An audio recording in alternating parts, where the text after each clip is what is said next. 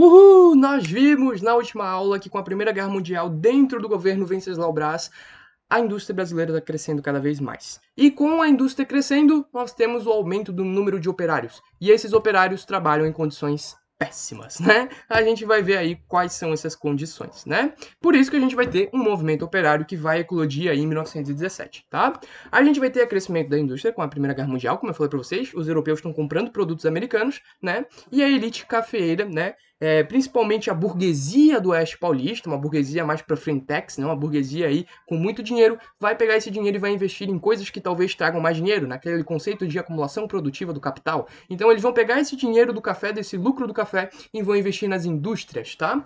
O que vai acontecer? Nós precisamos de pessoas para trabalhar nessas indústrias, a gente vai ter um surto de imigrantes, né?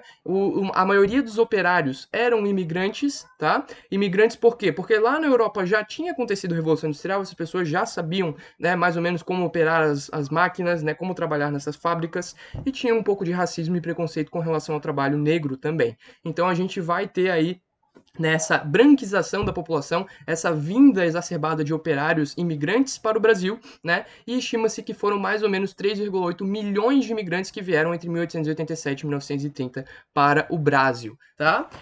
Junto com os imigrantes vão vir as ideias socialistas, anarquistas, sindicalistas, tá? Sindicalismo é aquela política de você ter a organização sindical, ou seja, a organização dos trabalhadores, né, em torno de tentar buscar os seus direitos, né? Tentar buscar a efetivação dos seus anseios, das suas preocupações, tá? Anarquismo, não gosto de Estado, o Estado traz tudo que há de horrível e pior do ser humano. Socialismo é um caminho para atingir o comunismo, né? O socialismo é uma sociedade mais igualitária, uma sociedade que divide os recursos, tá? E a gente vai ter, né, esse caminho por meio de um governo central forte, que depois vai levar ao comunismo, que seria o que o anarquismo quer, só que um pouco mais estruturado para garantir que tudo fique bem.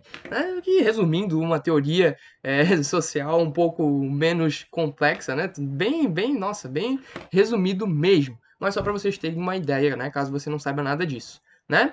E a gente vai ter aí nessas ideias penetrando na cabeça dos operários que estavam passando por situações muito, mas muito desumanas, né? O turno dos operários era de 14 a 16 horas por dia, né? Eles trabalhavam aí muito, né? Descansavam pouco, né? Eles tinham muitos problemas, sejam eles psicológicos, problemas de exaustão, né? Fadiga, estresse, não tinham compensação por conta de acidente, então se cortasse o braço, não, querido, foi azar teu, continua, vai lá, procura outro tipo de trabalho para tu fazer, né? Não tinha salário mínimo, então o patrão pagava o quanto ele achasse que era o necessário pro seu operário, né? As férias não eram remuneradas quando existiam férias, né?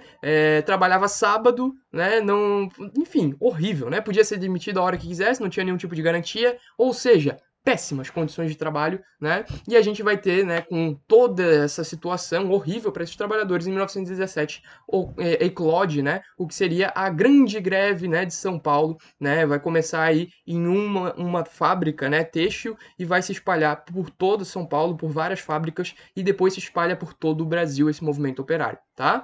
Vão ser reprimidos violentamente, tá? O governo não vai aceitar esse tipo de coisa, né? Essas greves vão se espalhar, né, ao longo aí do tempo, em 1918 e 1920 principalmente, e depois, né, o movimento operário ele continua crescendo.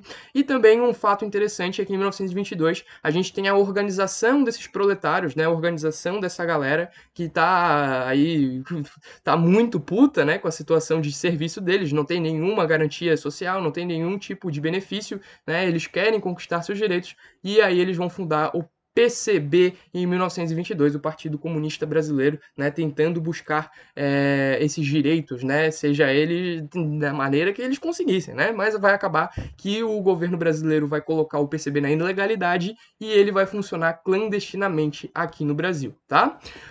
Enfim, né? Mais um movimento aí que não vai dar em nada, praticamente, tá? O movimento operário, ele não consegue conquistar grandes coisas, mas pelo menos, né, foi uma mobilização aí do povo. Aqui algumas imagens, né, mostrando essa mobilização, né? Aqui uma das primeiras fábricas, né, que fez que teve, né, essa greve, e aqui também uma passeata dos grevistas, tá, galera?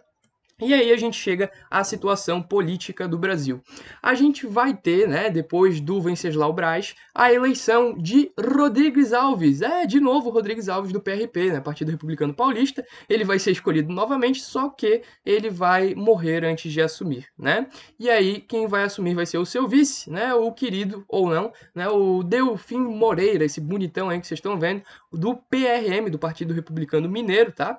E aí ele vai governar de 1918 a 1919, alguns meses aí, tá? Não vai governar por muito tempo. Na verdade, a principal função dele era chamar eleições, né? Como mandava a Carta Magna, né?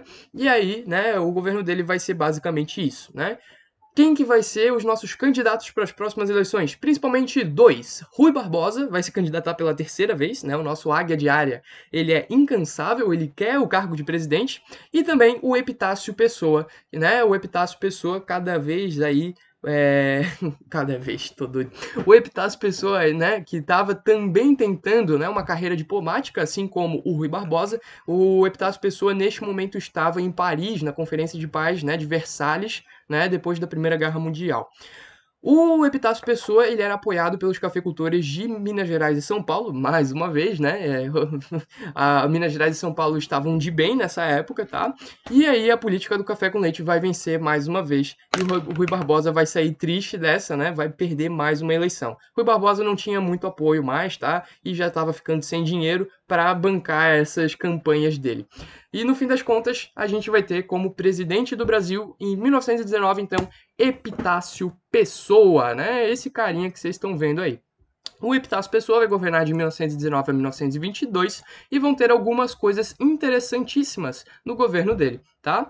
A primeira coisa que ele vai fazer quando ele chega no governo é um tanto quanto conturbada para ele, né? Ele vai substituir todos os militares por civis em alguns ministérios que eram bem característicos, bem tradicionais, tá? E aí o exército vai ficar pé da vida, né? As forças armadas vão ficar bem pé da vida com ele, né? E a gente vai ter uma insatisfação dessa ala da sociedade, tá? Ele era um pouco antimilitarista mesmo, e é isso, né? Ele não era muito fã do Floriano Peixoto e nem do Hermes da Fonseca e por aí vai, tá?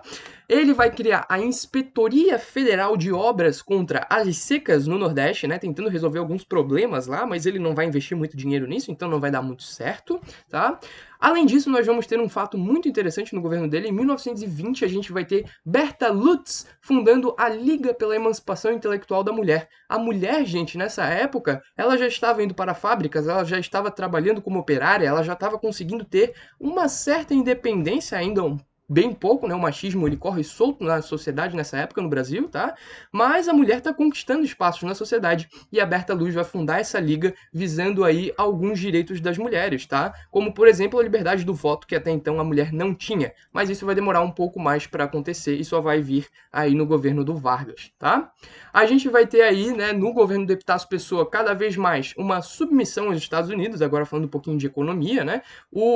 A gente vai ter contração de empréstimos, os Estados Unidos que vai sair da Primeira Guerra Mundial como uma das maiores potências do mundo, né? E os Estados Unidos cada vez mais forte vai então ser aí um grande emprestador de dinheiro para o mundo e o Brasil não vai sair dessa ótica aí não, tá? Uma crise pesada vai acontecer, né? O Brasil aí sempre com suas políticas econômicas de valorização artificial do café, empréstimos, desvalorização artificial aí da moeda, né? Toda aquela política cambial que a gente já viu no convênio de Taubaté, né? Na aula ali, se eu não me engano, 4, 5 por ali, tá? Então a gente vai ter o Brasil se afundando nas dívidas externas, tá? Uma crise pesada, um aumento dos custos de vida cada vez maior, né? A comida fica mais cara, né? Tudo fica mais caro e o povo vive cada vez de maneira mais difícil, né? O Epitácio Pessoa, ele vê que o custo de vida fica mais caro e ele não faz nada para ajudar o povo, né? Ele não quis aumentar salários, ele não quis fazer política de controle inflacionário, não quis prover crédito para a galera conseguir sobreviver, e aí a gente vai ter o povo insatisfeito, o povo puto com o Epitácio Pessoa, né? Inclusive os militares, que já estavam putos por ele tirar os militares dos ministérios tradicionais, e agora estão mais putos por eles não querer, né, aumentar o salário dos militares, tá? E em 1921 a gente vai ter aí a lei de repressão ao anarquismo, olha só, né? O Epitácio Pessoa contra movimentos sociais, né? Contra o movimento operário, contra, né, o próprio PCB, né? E a gente vai ter o Epitácio Pessoa reprimindo, né, com uma determinada censura esses movimentos sociais que estavam crescendo cada vez mais. A gente está caminhando para o que seria a crise da República Oligárquica, tá? Porque agora a gente tem uma ala da sociedade que é meio complicado de tu mexer, né? Já ouviu aquele ditado, não mexe na bosta que senão fede? Exatamente. Se tu mexer com o militar, o bagulho fica louco. Pode vir tiro, porrada e bomba pra cima de ti. E foi exatamente isso que o Epitácio Pessoa fez, o que vai complicar bastante a vida dos seus sucessores na presidência da República, no meio dessa república oligárquica. Mas isso é tema da próxima aula. Beijão, espero você lá. Uhul!